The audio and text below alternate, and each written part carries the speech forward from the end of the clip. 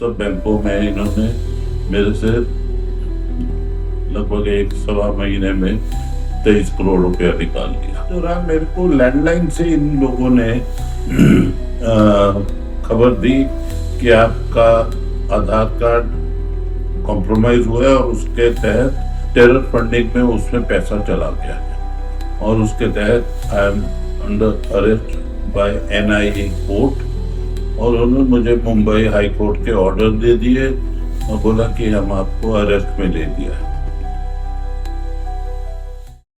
ये दिल्ली में रहने वाले 78 साल के नरेश मल्होत्रा हैं। साल 2025 के अगस्त महीने में आई एक कॉल ने रिटायर्ड बैंकर मल्होत्रा की जिंदगी पूरी तरह बदल दी। डिजिटल अरेस्ट का झांसा देकर उनके करीब 23 करोड़ रुपए हड़प लिए गए थे। वो पुलिस में गए, सुप्रीम कोर्ट में याचिका दायर की और RBI से भी गुहार लगाई। RBI के आदेश के बाद कुछ बैंकों ने अब उन्हें 1 करोड़ 31 लाख रुपए की भरपाई की है। डिजिटल अरेस्ट ऑनलाइन धोखाधड़ी का एक तरीका है जिसमें धोखेबाज पुलिस या सरकारी कर्मचारी बताकर वीडियो कॉल के जरिए लोगों को डराकर पैसे हड़पते हैं। नरेश मल्होत्रा को साल 2025 के अगस्त का वो दिन आज भी याद है। ये लैंडलाइन पे फोन आया और फिर they took me on the WhatsApp. तो मैंने बोला मैं I need to inform my daughter.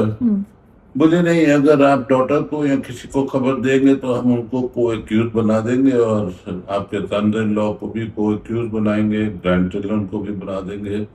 तो आप किसी से खबर नहीं रखेंगे और हमारे सर्वेलियंस टीम आपके घर के बाहर है क्योंकि ये होम मिनिस्ट्री का ऑर्डर है और रिजर्व बैंक वाले सर्टिफाई करेंगे कि आपका एसेट में कोई एंट्री टेरर रिलेटेड एक्टिविटी के साथ नहीं है। और जब से आपके बैंक अकाउंट्स खुले हैं तब से सारी एंट्रीज आपकी चेक की जाएंगी। इस पूरी प्रक्रिया में उनसे बड़ी रकम ठग ली गई। ऑल अकाउंट्स, कुछ बैंक से पैसा नहीं आप निकाल सकते, कुछ नहीं कर सकते, यू आर अंडर सीजर। और हमारे CBI के स्टाफ आपके घर के बाहर बैठे हैं, वो हर आपकी मूवमेंट को मॉनिटर कर रहे हैं। सिक्योरिटीज बेच के तो उन्होंने मुझे हर रोज बताते थे कौन से बैंकों में पैसा डालना है। उस सब बैंकों में इन्होंने मेरे से लगभग 1 सवा महीने में 23 करोड़ रुपया निकाल। ये 16 अकाउंट में 5 बैंकों के थ्रू पैसा निकला। नरेश मल्होत्रा के मामले में रिजर्व बैंक ने अपनी इंटीग्रेटेड ओम्बड्समैन स्कीम के तहत 5 बैंकों को निर्देश दिया कि वो उन्हें रकम का 5 से 7.5% तक वापस करें।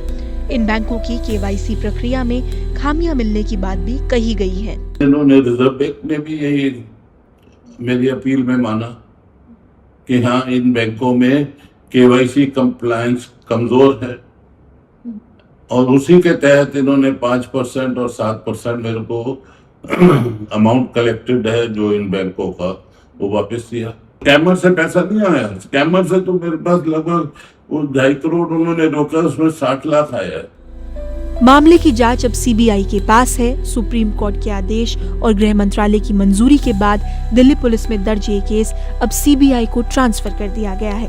मैं तो कार्रवाई की ना, फिर तो उन्होंने पुलिस से काम किया।